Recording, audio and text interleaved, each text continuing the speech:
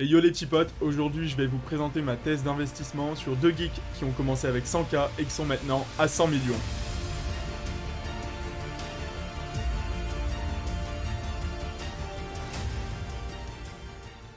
Posons les bases et supposons qu'en 2025, il y est. Ton banquier qui t'appelle pour te vendre un livret Bitcoin ou te proposer un prêt avec du Bitcoin en collatéral, des mecs qui gèrent des milliards avec un reputation risk énorme qui s'expriment à la télé sur leur target à plusieurs millions sur l'or digital, tous les États et entreprises qui se ruent sur le Bitcoin pour se constituer une réserve stratégique, Making America the world capital for crypto and Bitcoin. ton pote qui achète le dernier chat à la mode sur Revolut qui passe de 40 à 100 euros et qui décide donc de doubler sa size, logique non? Lil Pump qui se tatoue Solana sur le front, merde, ça c'est déjà le cas. La création d'un blue chip memphone par l'un des plus gros fonds avec 1 milliard de levée pour de la culture tokenisée ou une demande d'ETF memcoin pour un chien trop mignon, ou tout simplement que Bitcoin fonctionne encore comme une horloge et s'approche des 200K. Cette fois-ci, c'est différent. Mon base case, c'est clairement un market cap total à au moins 10 000 milliards de dollars sur ce cycle. Ça fait 2 ans que je m'intéresse à une entreprise et je dois vous avouer qu'avant d'investir dessus, j'ai fait un peu de recherche. Juste au point d'écouter toutes leurs interviews, d'en parler avec des VC, de lire tous leurs rapports annuels de 50 pages, d'en parler 2 heures alors qu'on m'avait juste demandé « Et, au fait,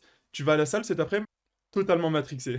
Aujourd'hui, je vais vous parler selon moi d'un must-have dans un portefeuille boursier qui aimerait s'exposer aux cryptos. Attends, mais moi, si je veux m'exposer aux cryptos, j'achète directement de la crypto. Pas besoin d'aller m'embêter en bourse avec des potentiels problèmes de gestion. Alors oui, si tu veux, mais il serait intéressant de diversifier ton exposition en crypto pour plusieurs raisons. De 1, les entreprises dans ce domaine ont tendance à surperformer le Bitcoin en fin de cycle. De 2, en fonction de votre juridiction, vous pouvez avoir des avantages niveau impôt. De 3, si on s'intéresse à la théorie des jeux, on remarquera qu'on aura plus de chances de gagner à parier sur le parieur que de parier. Et de 4, ici le parieur a un avantage réservé à une élite, un unfair advantage. Les bases sont posées, bienvenue dans la secte. KR1. 3 caractères et pourtant tant de choses à dire. Créé le 8 mars 2016, quand BTC n'était encore qu'à 400 $, KR1 est la première entreprise d'investissement d'actifs numériques à être listée au monde. Leur spécialité, investir tôt. Ce sont des VC. Ils investissent dans les phases de financement les plus early possibles des projets crypto et actifs numériques. Et devinez quoi? Ils génèrent des rendements avec les tokens grâce au stacking. Et ça nous donne un joli cercle vertueux, le fameux flywheel effect. Le truc, c'est que depuis 2016, ils ont un track record de fou. Voici tous les projets dans lesquels ils ont investi chaque année. Ne vous concentrez pas uniquement sur ce qu'ils ont choisi, mais quand ils l'ont choisi. Vous comprendrez plus leur esprit visionnaire. Ils ont choisi Ethereum en 2016. Ouais, 2016. Polkadot, Cosmos et Rocket Pool en 2017. 3 projets Proof of Stake. Pour vous donner un peu de contexte, les gens débattaient encore du Proof of Stake vs Proof of Work et de l'échec de The Merge jusqu'en 2022. Pour info, le liquid staking n'existait même pas quand KR1 a choisi Rocket Pool, projet qui anticipait le passage en Proof of Stake de Ethereum. C'est dire à quel point ils étaient dans le turfu. Et d'ailleurs, c'est toujours le 3e plus gros protocole de liquid staking. Lido en 2020. Aujourd'hui, c'est le leader du liquid staking de TH. Ils ont également choisi Celestia en 2021. Aujourd'hui, c'est le leader du data availability. Presque tous les projets qu'ils ont soutenus sur Polkadot ont ensuite remporté des enchères de parachain. Akala, Moonbeam, Astar, HydraDX, Karura, Moonriver, Shiden Network, Interlay, Basilic, Kintsugi, Clover Finance. Alors, vous allez me dire, ouais, mais regarde les charts, Polkadot, je sais pas quoi. L'important ici n'est pas de savoir si le pari va être payant ou non. Il s'agit de mettre en évidence la capacité de KR1 à sélectionner de véritables projets gagnants lors des seed rounds. Mais qu'y a-t-il de si spécial dans le fait de choisir des gagnants avec un taux de réussite aussi élevé lors des seed rounds? Pour avoir discuté avec Bartosz Jakubowski, un VC d'un fonds qui s'appelle Alven avec plus de 500 millions sous gestion, je peux vous confirmer que lors des pitch decks, donc le moment où on présente son projet devant des investisseurs, tout n'est qu'une idée. Tout le monde vend du rêve avec des chiffres affolants, tout le monde est convaincu d'être le prochain Satoshi et qu'il peut perturber l'ensemble du système financier et qu'il a totalement réinventé la roue. C'est la raison pour laquelle le secteur des VC connaît un taux d'échec si élevé. Il est très difficile de savoir qui peut vraiment exécuter et tenir ses promesses. Alors ok, c'est une chose de choisir des winners si tôt, mais si on s'intéresse à tous leurs investissements, on remarquera que la vraie réussite, je la vois surtout au travers de ce dans quoi ils n'ont pas investi. Portfolio is very much as what we haven't invested in as what we have. Lui, c'est Georges, le founder, et je reviendrai sur son profil plus tard. Il faut prendre en compte que la crypto est un domaine où il y a plus facilement d'overpromising, d'underdelivering et de ghost project. Ici, vous avez 99% de scam, dans le 1% restant, 99% va à zéro, dans le 1% restant, vous supportez 80% de volatilité, du fait d'un marché moins mature où tout est à build. Leur capacité à sentir les scams a été jusqu'ici remarquable. KR1 n'avait aucune exposition à FTX, ni le token, ni l'exchange. On peut dire qu'ils ont du flair et une excellente gestion des risques. Certains de leurs investissements ont été réalisés aux côtés des VC les plus reconnus de l'écosystème, comme Andreessen Horowitz, Placeholder VC, Paradigm et Polychain. Pour avoir une place dans la cour des grands, qui eux gèrent des milliards, je peux vous dire qu'il faut une réputation et un réseau très solide. Ça devrait vous donner une idée d'à quel point ils sont respectés. Et ça, Ça ne s'achète pas, ça se construit avec le temps. In our portfolio, we believe we've got what you can't get access to. Lui, c'est Keld, l'autre founder, et je reviendrai aussi sur son profil après. Car oui, nous, en tant que bons random, nous n'avons pas ou très rarement l'opportunité d'investir dans des stades aussi early sur un projet, et même si on avait cette opportunité, est-ce qu'on serait vraiment meilleur? KR1 a acheté 15 millions de Lido à 1 centime, il est actuellement à 1 dollar, soit 1 fois 100, alors qu'on vient de prendre un bear market dans les dents. C'est ça l'avantage du parieur réservé à une élite. En investissant dans KR1, vous n'avez pas à vous soucier de choisir dans quelle crypto investir, ni de comment les sécuriser. On l'a vu notamment avec FTX, les risques de piratage ou d'insolvabilité sont réels. Et ça tombe bien, KR1 évite les airdrops, les votes sur les protocoles, etc. s'ils présentent un risque de transfert, stockage ou de sécurité. En choisissant KR1, on n'a donc pas de risque de conservation des cryptos, car on est en bourse sur un marché plus mature et plus régulé. Donc on dépend juste d'un broker, donc même avec un couteau sous la gorge, on va pas vous voler vos fonds, c'est comme un compte bancaire. Et oui, même après 15 ans d'existence de la crypto, nous vivons toujours dans un monde de not your key, not your coin. Cela signifie essentiellement que l'expérience utilisateur et la confiance ne sont pas encore à la hauteur de nos attentes, surtout si vous avez de la size. Et tout le monde n'est pas prêt pour hold dans son wallet, qu'il soit physique ou non. Pour la plupart des randoms comme nous, c'est tout simplement plus simple d'investir dans des actions sans se soucier de la sécurité ou d'être sa propre banque, n'en déplaise aux BTC maximalistes. C'est même Eric Larchevêque qui le dit. Tout le monde ne souhaite pas prendre la responsabilité de gérer soi-même ses actifs. Il y a plein de gens qui croient en l'or, qui veulent investir dans l'or. Il y a deux catégories. Il y a ceux qui vont acheter qui des vont lingotins, des lingots, qui vont qui se les faire livrer. Et puis, il y a ceux qui vont acheter des trackers or. Toutes les actions à succès ont seulement deux choses en commun. Un énorme marché total adressable, plus des super gestionnaires. Et KR1 coche les deux cases. Commençons par le marché total adressable. If you look at the adoption charts, you can see that this is growing faster than the internet. C'est une des raisons qui consolide ma thèse d'investissement qui vise une augmentation du total crypto market cap à au moins 10 000 milliards. On est actuellement à 2 000 milliards, soit 1 x 5. Et c'est marrant parce que c'était aussi la target de KR1, mais en 2019. Quand on était seulement qu'à 230 milliards. Ça peut vous sembler beaucoup, mais ça reste beaucoup moins que le market cap du gold. Un BTC pourrait très bien se situer entre 3000 et 4000 milliards sur ce cycle. Vous pouvez penser que c'est trop bas, BTC à 1 million, super cycle, pas de souci. L'idée, c'est d'avoir à peu près raison plutôt qu'avoir précisément tort. Mais quoi qu'il en soit, on peut conclure sans se tromper que le marché total adressable est gigantesque. Si on regarde rien que les millions de pourcents de gains qui ont été faits par les meilleurs projets en 2021, c'est fou. Mais si on se dit qu'ils ont été faits de 50 à 1000 milliards de capitalisation, on ne peut qu'imaginer ce qui nous attend lorsque ce secteur passera de 2000 à 10 000 milliards. Surtout quand on voit que les VC n'ont même pas encore déployé. Ok, c'est bien, c'est un low cap quoi, il y en a plein. Moi aussi je peux ouvrir mon fonds et avoir le même marché total adressable. Mais ce qui distingue les meilleurs des moins bons, c'est la gestion. Et oui, si vous connaissez un peu l'investissement, vous savez que le succès d'un investissement ne dépend pas seulement du projet, mais aussi des personnes derrière lui. George McDonough et Keld Van Schreven. George et Keld, c'est deux mecs chauds, deux pionniers de la crypto. Et oui, ils sont dans les cryptos depuis 2011 et 2013. George était dans le marketing avant de découvrir le Bitcoin en 2011. Il va vite capter le potentiel et il va participer et organiser des meet-up crypto sur Londres. Ça, c'est une vidéo de lui expliquant Ethereum en 2016 quand il était à 10 $. The Ethereum team did a little bit of hedging on the Bitcoin and lost quite a lot of that, but they still managed to have enough in the kitty to produce this new platform. And what this new platform does, because it has it's built in this language. It's a little bit like Apple. Apple creates a language, it sends it all out to the developers, and they all create apps using this language. It's similar in the sense that they've created a language, and everyone can go out and start making these things called smart contracts. And I think we go one more on. Yeah, so smart contracts. The way to think about it a little bit is like the Ethereum blockchain as a cog, and a smart contract is something that you can code, place on that cog, and they will just turn each other automatically.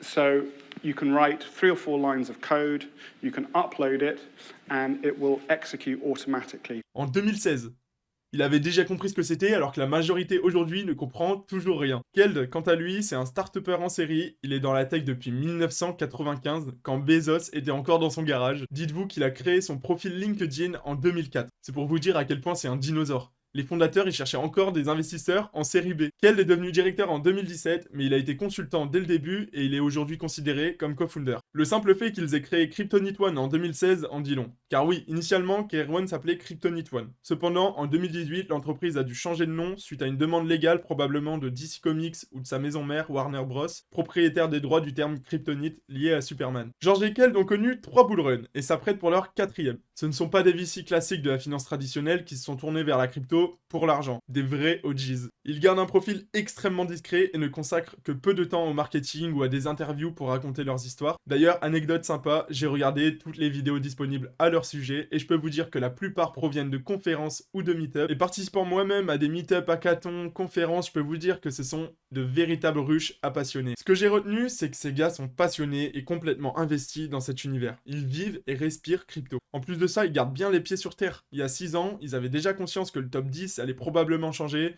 Ça nous paraît con maintenant, mais c'était pas du tout évident à ce moment-là. Un autre exemple, au début de TIA, pareil avec DOT, quand il n'était pas encore listé, il y avait un marché secondaire qui s'était mis en place, où forcément le prix du TIA avait déjà pris de la valeur par rapport à leur investissement initial. Ils étaient en x 185.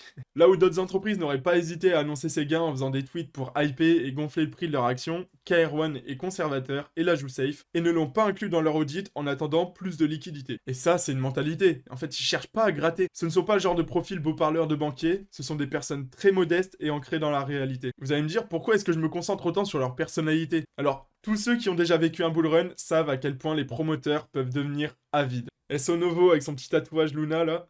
Si vous avez connu certains influenceurs pendant le bear market, vous allez être très surpris et parfois dégoûté de voir comment ils vont changer pendant le bull run. Même un petit influenceur sur Twitter, sans parler des gros, est approché pour des promotions très douteuses. Et je peux vous dire qu'ils en ont rien à faire d'abuser de la confiance de leurs abonnés. Maintenant, est-ce que vous pouvez imaginer le nombre d'offres qu'un directeur d'entreprise d'investissement en crypto pourrait recevoir? George et Kell ont traversé 3 bull runs et pourtant je n'ai trouvé aucune information suggérant autre chose que des retours positifs de la part des founders.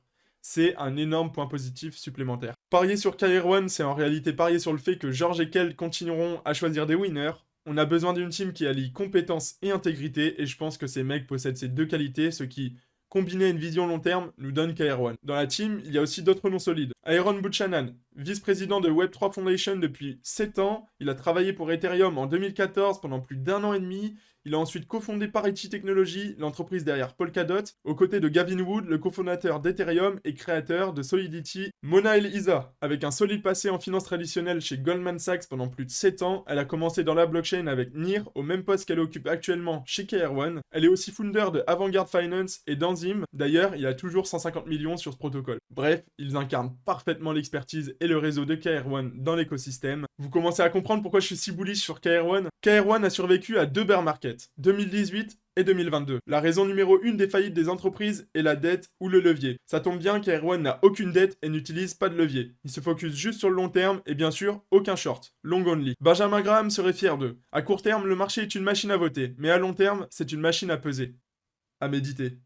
Ils n'investissent principalement que dans des projets proof of stake. Cela signifie qu'ils n'ont pas de coût d'hardware comme on peut retrouver dans les entreprises de minage de crypto. C'est un asset-light business. Ils n'ont pas besoin de lever de fonds pour se développer. Ils ont levé en tout 2,7 millions de livres sterling et la dernière fois qu'ils ont levé, c'était il y a 6 ans, en décembre 2018. Ils génèrent donc des gros revenus de stacking. 25 millions de dollars en 2021, 20 millions en 2022. 11 millions en 2023 et on pourrait estimer 20 millions sur l'année 2024. Et ces revenus sont supérieurs aux coûts d'exploitation, c'est-à-dire les dépenses nécessaires pour maintenir les activités en cours. Ça leur permet de faire de nouveaux investissements avec le cash flow gratuit. Être low cap est un avantage considérable. La plupart des seed rounds sont souvent très limités, généralement entre 5 à 10 millions d'euros. Les projets ne peuvent pas trop abuser et lever des 500 millions SO Airbnb, sinon ils seraient déjà considérés comme une licorne à un stade où le projet n'est même pas sorti. Alors, ça arrive, mais vraiment dans les phases de folie au top du bull run. La majorité des founders aiment avoir le maximum de VC reconnus lors des phases de financement parce que ça leur permet d'avoir des contacts, de la notoriété et de la crédibilité dès le premier jour. Ainsi, s'il y a une dizaine de VC, l'allocation moyenne est de 500K à 1 million. Et en tant que VC, même si tu le voulais, tu ne pourrais pas déployer des plus grosses sommes, tu n'auras simplement pas assez d'allocation. Ainsi, des fonds comme Andreessen Horowitz, Pantera ou Polychain qui lèvent des centaines de millions ou des milliards n'ont pas le luxe d'être super sélectifs car avec des investissements de 500K à 1 million, même 1 x 100 ne ferait tout simplement pas pencher la balance pour eux, alors que pour KR1, c'est le cas. Les grands VC sont donc obligés de faire beaucoup d'investissements et finissent donc par choisir des investissements pas ouf, car ils ne peuvent pas laisser les fonds dormir, surtout vu les sommes.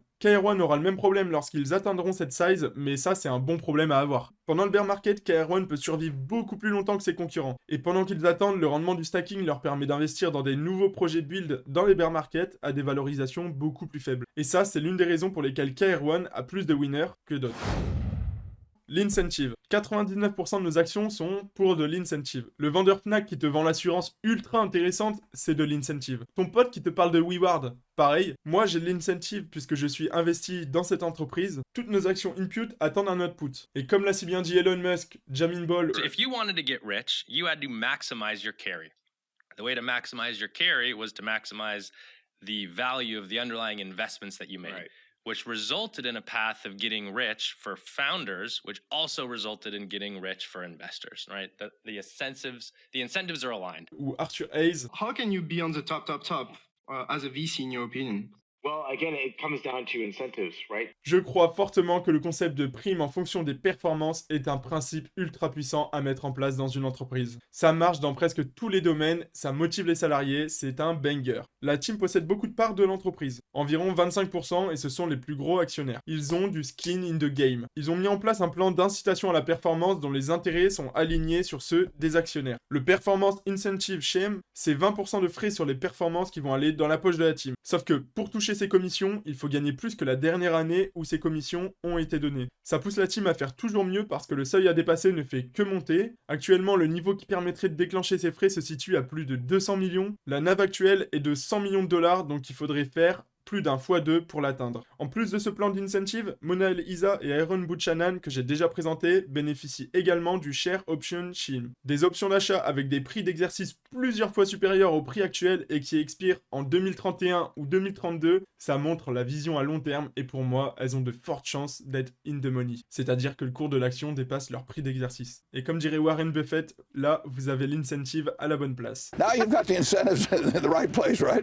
KR1 est basé sur l'île de Man, donc toutes les plus-values sont exonérées d'impôts. D'ailleurs, l'île de Man, ça se situe ici, en Europe. Si vous êtes aux UK, vous avez aussi 0 taxe sur les gains avec votre ISA account, jusqu'à 20K. En bonus, l'action de KR1 ne s'échange pas à prix coûtant. Elle est encore moins chère que la valeur de leur bague. D'ailleurs, ils ont quoi dans leur bague? Chaque mois, ils publient un Unaudited Net Asset Value Update. On ne va pas passer par leur plus de 80 positions pour éviter que la vidéo ne dure plus longtemps qu'SBF en prison, mais regardons quelques-unes des plus intéressantes. Je pense qu'il est plus important de se concentrer sur leur processus de réflexion plutôt que seulement le portefeuille actuel. Car je pense qu'en bull run, lever entre 10 et 100 millions ne leur posera aucun problème. Avec quoi ils pourront toujours s'attaquer à de nouveaux projets et écosystèmes de plus grande envergure s'ils le souhaitent. Pour info, Galaxy Digital avait réussi à lever 500 millions au top du bull run 2021 alors qu'il n'était listé que sur le Toronto Exchange. L'interopérabilité. KR1 a commencé en 2016 avec un Layer 1 bien connu, ETH, mais leur thèse principale, ça restait les Layer 0 et l'interopérabilité. Ils focusent sur les vendeurs de pioches et pas la pioche. Ils cherchent pas la pépite, ils cherchent l'infrastructure où va se trouver la pépite. C'est pourquoi ils ont investi à la fois dans l'écosystème Polkadot et Cosmos dès 2017. Pour Cosmos, ils sont 1 ou 2 fonds dans le monde à avoir participé à leur ICO qui a duré seulement 30 minutes. Ils y ont investi 100 000 livres sterling à 10 centimes l'atome. This is probably one of our favorite investments, Cosmos. Tu m'étonnes que ce soit leur investissement préféré.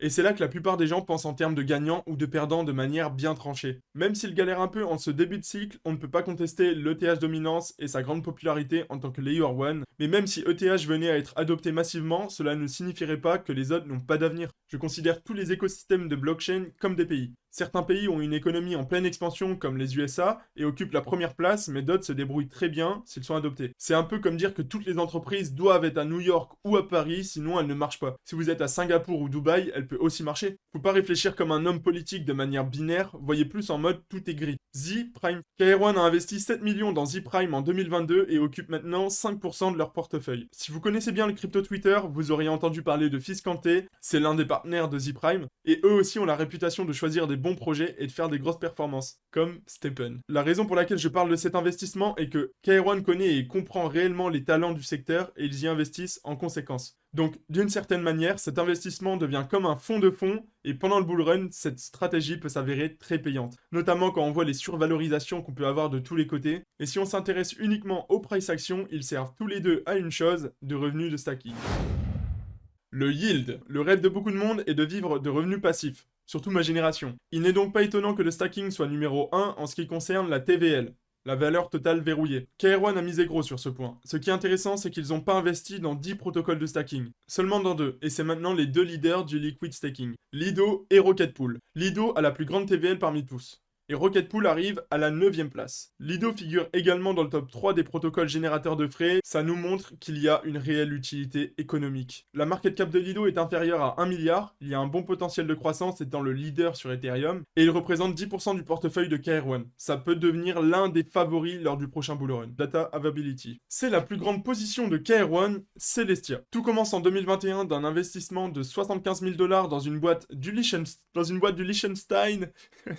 Lazy Ledger. Rebrandée Celestia entre-temps, elle occupe maintenant 25% du portefeuille de KR1. Ouais, à 1 centime le jeton, on a un joli x500. Et de plus, Celestia rapporte de gros revenus de stacking. Un coup d'œil à la liste des investisseurs nous indique en quelque sorte la qualité du projet. Notez également à quel point KR1 est early pour ce projet. On ne peut pas avancer dans la blockchain sans une solution fiable de data availability. Celestia est le leader de ce secteur et leur nouvelle roadmap est extrêmement ambitieuse. La principale nouvelle évolution vise à faire passer la blockchain du haut débit à la fibre optique. Et oui, on vise un saut énorme. Des blocs de 2 mégaoctets actuellement, on passerait à 1 giga. C'est seulement un mois après l'annonce de cette roadmap que les premiers résultats prometteurs sont tombés, atteignant déjà 88 mégaoctets par bloc. Et ce n'est pas qu'un succès technique, c'est aussi un projet massivement soutenu. Car oui, je me dis que lorsqu'il y a 100 millions de dollars levés à un mois des premiers unlocks, pour un jeton aussi liquide que le TIA, qui avait déjà plus de 56 millions de dollars récoltés en 3 rounds avec des VC en x500, x50 et x5, cela n'indique pas seulement de la demande et des convictions massives, mais que cela va augmenter le prix plancher du TIA, le prix qui sera défendu par ces VC. Et si vous aussi cette levée de fonds vous empêche de dormir, sachez qu'avec KR1, on dort très bien. Starry Night NFT. Bien sûr, pour remonter ma barre d'objectivité, je vais parler d'un échec de KR1. KR1 a investi 5 millions de dollars via une souscription d'actions dans 3 Arrow Funds, qui ont lancé Starry Night aux côtés d'un collectionneur de NFT appelé Vincent Van Doot. Après le scandale 3AC, Starry Night ne valait plus rien, et KR1 a marqué l'investissement à 0. Maintenant, la plupart des gens vont considérer ceci comme un échec, mais pas de mon côté. Voici comment je le vois. Pendant la bulle NFT de 2021, tous les autres fonds ont juste levé des fonds et acheté eux-mêmes des œuvres d'art sans valeur ajoutée, à des prix de zinzin. À la place, KR1 en a acheté aussi, mais via un fonds bien réputé. Car oui, ils avaient une bonne réputation avant de faire faillite. Lorsque ça a fail, au lieu de le cacher, ils ont communiqué le tout de manière transparente à zéro. Ça témoigne une fois de plus de leur comportement conservateur et je trouve leur attitude très responsable. Je pourrais continuer à parler des plus de 80 autres investissements de KR1, mais cela rendrait la vidéo très longue. Alors faites vos recherches sur Anoma, Argent, Havaï, Hydra Venture, Redstone, Tensi, Side Protocol et Interop Venture. D'ailleurs, ce sont 2 Français à la tête de ce fonds spécialisé dans l'écosystème Cosmos. Donc même si vous n'investissez pas dans KR1, je pense que ça vaut le coup de suivre leurs investissements. Vous n'aurez pas de seed allocation, mais au moins vous aurez des pistes pour faire vos recherches sur les nouveaux projets qui sont vraiment intéressants sur le plan technologique. Mes projections. Qu'est-ce que les actions qui font un x100 ont en commun? Elles ont besoin d'être low cap quand on investit dedans. Avec 50 milliards de market cap, ça serait vraiment très compliqué pour Coinbase ou MicroStrategy de faire un x100, alors qu'avec 100 millions de market cap, KR1 a juste besoin de 10 milliards pour faire un x100. Et si on regarde en arrière, les mineurs de BTC étaient évalués dans ces zones au top. Riot et Mara ont fait plus de x100 et étaient évalués à plus de 6 milliards. MicroStrategy avait aussi tapé les 9 milliards. La plupart des mêmes coins étaient à 50 milliards. Coinbase a été listé à 90 milliards. Après, je ne les compare pas à KR1. Je dis juste que 10 milliards, ça peut sembler énorme, mais en bull run, je pense que ça peut faire sens. Ne jamais sous-estimer la folie d'un bull market. Warren Buffett, qui connaît quelques trucs sur l'investissement, a dit The first rule in investment is don't lose. And the second rule in investment is don't forget the first rule, and that's all the rules there are. Donc on va suivre son conseil, on va regarder les risques à la baisse. Actuellement, KR1 a environ 25 millions de dollars d'ETH et de Lido. Si vous croyez en la crypto, je suppose que vous pensez au moins que BTC et ETH sont là pour rester. Mes objectifs sont un ETH au-dessus de 10 000 dollars lors de ce cycle. Ça nous donnerait au moins un x4 à partir d'ici. Donc rien que leur position ETH me cover de 52 millions, donc 50% du market cap actuel. Lido est corrélé à ETH. Il a de grandes chances d'avoir des gains plus élevés. Mais si on s'imagine qu'il fait exactement comme ETH sur ce cycle, il nous fait 1 x4. Il serait donc à son ATH market cap, soit 3,5 milliards, c'est vraiment peu, ce qui nous donnerait un jeton à 4 dollars. Donc pour KR1, ça serait 48 millions de dollars. Ça nous porterait le portfolio de KR1 à 100 millions, donc seulement 2 positions me donnent le confort d'avoir un coussin à la baisse, un coussin qui couvre le market cap actuel de KR1, et ça c'est en étant conservateur. Les plus de 80 positions restantes de KR1 peuvent alors tirer le portefeuille beaucoup plus haut. Étant donné que KR1 investit dans des seed rounds et uniquement dans des projets de qualité, il faut du temps pour que ces projets build, sortent en mainnet et sortent leurs jetons qui ont toujours du vesting, généralement 2 à 4 ans. Donc la plupart de leurs choix n'ont même pas encore connu un véritable marché haussier, et sont donc prêts pour le prochain. Donc d'une certaine manière, l'histoire n'a pas encore commencé. Leur market cap actuel est si petite que même un seul projet avec une bonne allocation suffirait à porter leur portefeuille à x10, x20 ou fois 1 milliard, Celestia est un bon candidat pour ça. Et faites attention à ce que vous souhaitez, parce que je vous vois venir, les gens qui vont me dire « Ouais, mais ils ont pas vendu leur atome au top alors qu'ils étaient en x400. Maintenant, ils sont plus qu'en x45. » Parce qu'en réalité, si vous pariez sur des gars qui sont bons pour prendre des profits, vous aurez sûrement la chance d'avoir des multiples, mais à quel prix? Et oui, pour hold des fois 100, des fois 500 ou des fois 1000, il faut une vision, de la patience et des grosses coups. Tout ça c'est cool, mais deux choses doivent être corrigées. La mauvaise communication. C'est une chose de faire profil bas sur le front médiatique, mais c'en est une autre de ne pas communiquer avec les actionnaires. Ça manque beaucoup trop de clarté. Un exemple récent. Le 27 septembre 2023, ils ont annoncé investir 2 fois 750 000 $ dans Interop Venture. Une fois au moment de l'annonce et une fois prévu pour le Q1 2024. Nous n'avons pas eu de nouvelles pour le deuxième investissement. C'est à l'opposé des sociétés minières qui publient chaque mois une quantité phénoménale de détails opérationnels, des productions et opérations update. Kairone n'organise même pas de conférence trimestrielle pour les investisseurs que même les sociétés les moins transparentes de la TradFi font. On voit cependant qu'ils font des petits efforts pour améliorer la com avec notamment la mise en place du Monthly Unaudited Asset Value et de nouveaux designs pour l'Annual Report à partir de l'année 2022-2023. Ça paraît rien, mais rien que le fait de pouvoir faire un CTRL F, c'est beaucoup plus simple pour trouver les informations. Mais bon, il faut clairement faire plus d'efforts. Listé sur l'Acquis Exchange. Bien qu'il n'y ait aucun problème avec l'Acquis Exchange, ça reste basé au Royaume-Uni et donc très difficilement accessible à une grande majorité des investisseurs. Il faut vraiment bien chercher pour en acheter. Je ne sais pas quelle est la raison ou la stratégie derrière ça, mais un listing sur un exchange plus accessible pourrait être un gros point bonus. Peut-être l'augmentation de 40% des dépenses administratives cette année? Peut-être le London Stock Exchange? On sait pas. I think it's really important that shareholders realise that we are on it 24/7 trying to work out exactly where that roadmap leads. Next have been amazing for us because back in 2016 there was no other home. But at the right time and the right way, it'll happen. Les risques. Enfin, aucune thèse d'investissement ne devrait être complète sans mettre en évidence les risques, sinon vous n'êtes qu'un moonboy totalement zinzin.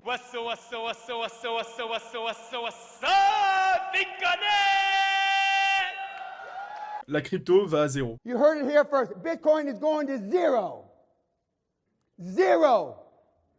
When it comes out, zero. Toute la thèse se base sur la réussite de la crypto. Mais si la tech c'était fini? Si les mêmes coins c'était le futur, il est peu probable que Kairone défie la gravité. Kairone nous fait une FTX, 3AC, voyageur digital. Avant ces scandales, ils étaient considérés comme les gars les plus smart de la crypto. Ça ne les a pas empêchés de faire les erreurs classiques de débutants, aucune gestion des risques, utilisation de gros leviers jusqu'à tout perdre. Jusqu'à présent, la direction de Kairone a été au top et j'espère qu'ils continueront à faire de même. Ils se font hack et perdent une partie des fonds. À mon avis, très peu de chance, et maintenant c'est plus simple avec les autorités, ils peuvent geler les fonds, mais ça reste un risque. Le dernier risque que je vois, ça serait une réglementation défavorable pour les sociétés crypto. C'est difficile à prévoir, mais ça peut être un très gros risque si ça se produit. Au vu de leur implication avec la SEC au Royaume-Uni, je pense pas qu'on doive s'inquiéter avec ça. Pour conclure, Kairone a beaucoup de green flags et je suis vraiment content de vous partager la philosophie de deux passionnés. Pour moi, c'est en quelque sorte comme si tu engageais une équipe que tu faisais travailler pour toi, sauf que tu les paies uniquement s'ils font du bon boulot. Pas mal le concept, non? Si je vous ai convaincu de son potentiel, s'il vous plaît, ne faites pas de trading dessus. C'est un micro-cap, et donc je peux vous assurer que j'ai passé plusieurs mois à construire ma position, car il faut attendre des vendeurs pour en vendre à prix raisonnable. Car oui, c'est pas liquide, mais je pense que la liquidité viendra avec l'intérêt. C'est encore pire sur les marchés secondaires.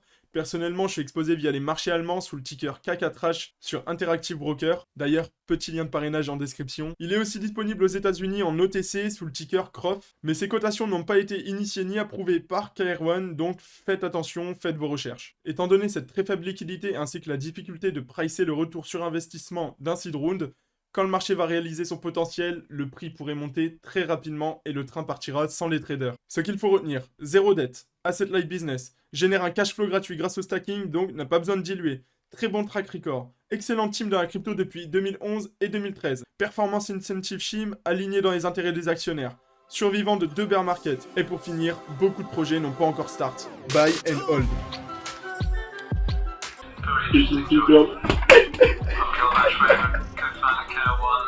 T'as vu ça, sourire?